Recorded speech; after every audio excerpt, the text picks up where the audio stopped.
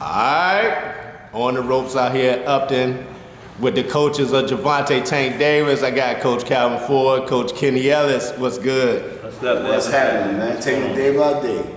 Man, let's talk about the numbers here, man. 1.4 million pay-per-view buys estimated, 22.8 million, fifth largest gate in Las Vegas history. Many in the sport are saying the new face of boxing. What's your thoughts on when you hear this? Numbers don't lie. Yeah. Numbers don't lie. And Tank, That's all of them? They finished getting everything in? it might be still tallying up numbers. So Yeah, they still tallying up, so tallying up. yeah. That's why I said estimated at this time. Yeah. numbers don't lie, man. And I've been saying Tank been the face of boxing, so they was talking about whoever wins going to be the face. Floyd said it. Floyd stamped him, Canelo stamped He him, been the Mike face of Tyson boxing. stamped him, and then Sugar Ray Leonard stamped him, everybody stamped him. Everybody standing. God standing. Yeah. That's the part people don't understand. It's Yeah. God's work. Yeah. Now, That's the real understanding. Now, I gotta ask, Coach, you moved to training camp from Florida out to Vegas. What was the transition like? No? I mean, it wasn't no transition. We do that all the time. It's depending on where we fighting at. Oh, okay, so it depends If you on the go local. back and look, we always went from Baltimore to Vegas, Florida to Vegas. It depended where the fight gonna be The at. fight was in Vegas, so we decided we would stay out there and get used to the breathing and stuff. Now, out Vegas, did you get a chance to go to any facilities like you did down in Florida with the, I think, I Am Athlete facility down there? What was that facility? We went to the UFC. We went to the UFC. Yeah, Facility. Lex. We went to a few spots in Vegas. We went to a lot of spots, man. We was all over the Moving place. around, We different moved groups. around like a world tour.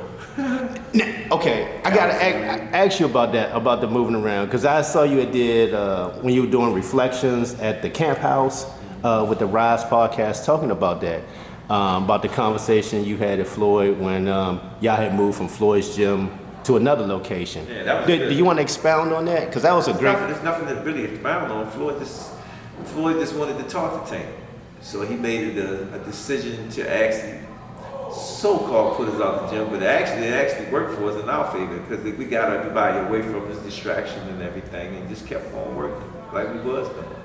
And it actually brought us closer together and whatnot. And when I had a chance to talk to Floyd gave his reason why he did it.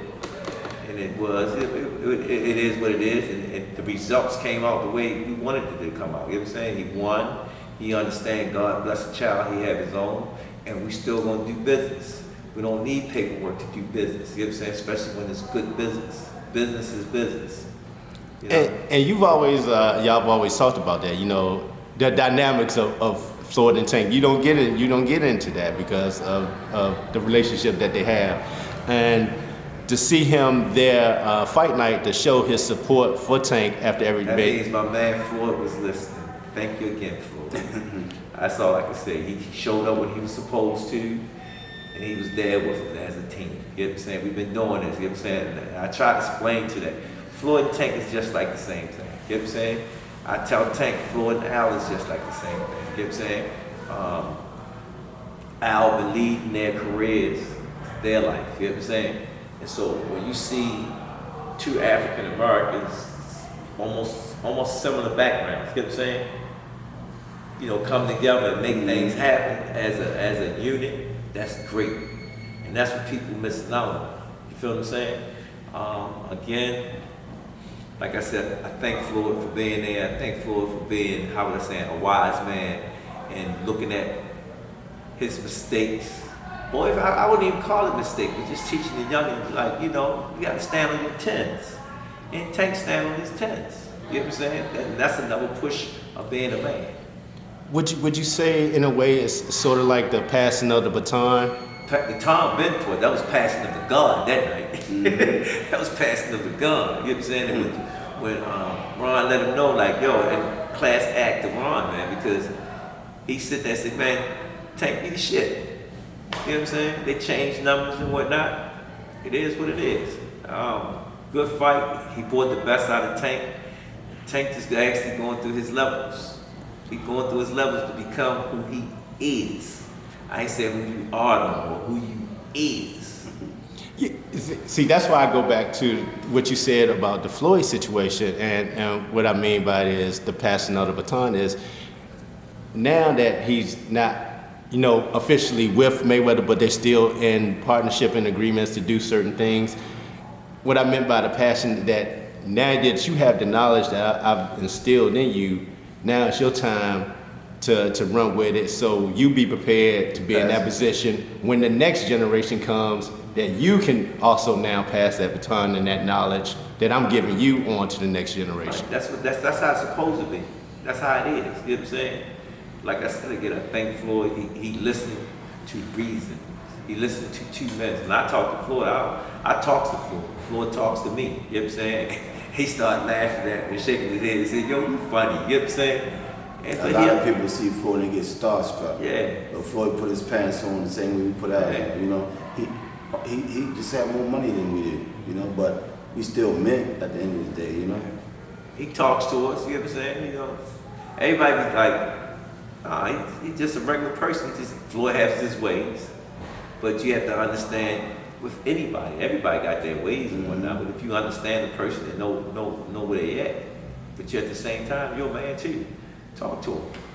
And when you talk to him, he respects you even more when you talk to him, to tell you the truth. You know, good guy. He's a good guy. Man. Real good guy. You know, him and Tank, they remind me of each other sometimes. I just shake my head and I stay out of that shit. Yeah, I do too. Like as far as like being on the media side, I just stay out of it. There's no need to even talk. I never talk about it. Tank is always gonna be our baby. Yeah. If I see something, I'll pull Tank to the side and teach him some things that we know, so he could be aware of some things. That I tell him. Yeah.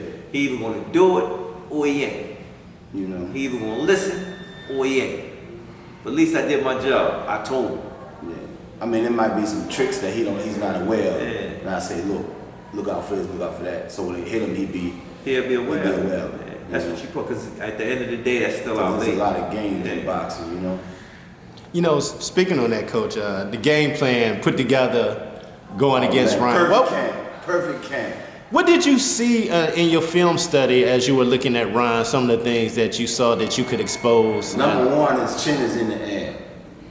Me and Calvin went over damn near everything. Looking at his old fights, Ryan Garcia never rolled punches.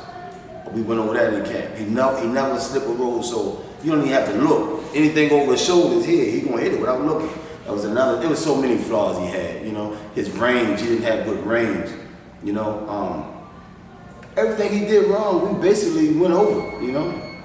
And then he had some strengths in there that we was Calvin. Make sure that's why you see on the back, embrace. Yeah. He has some great things too. Don't run from his strength. Yeah. Run to it. A lot of people talking about, oh, watch out for his hook. Okay, let's go to the hook. We ain't got to pull from it. Let's go to it. Let's smell it. Let's see. We went over everything, man, and it played out right. He executed. He made it happen. The funny thing about I said when he got knocked down from what's his name, he got back up. And lets me know that he got a check. Trinidad got knocked down every fight, didn't he? And got back up. When you look at the shot, if Tank would have hit him on the chin in the second round, he wouldn't have got up.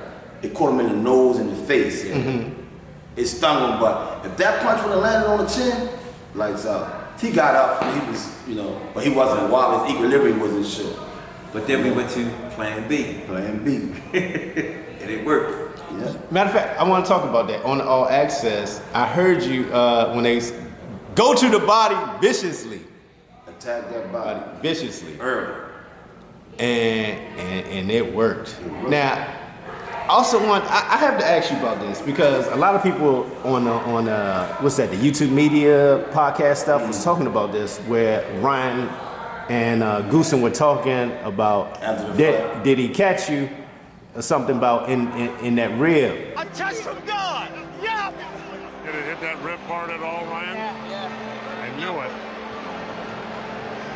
I didn't want to continue because my rib.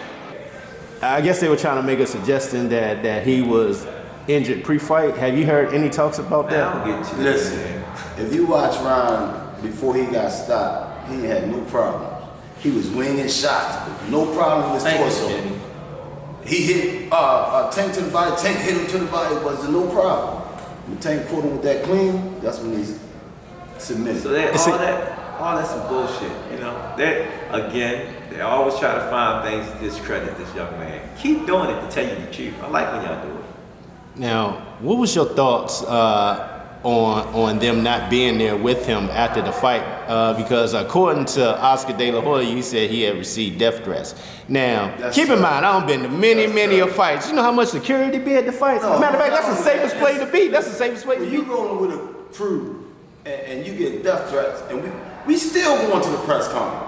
You don't divide and go the other way, split up. If one of y'all going to that press conference, everybody gonna go.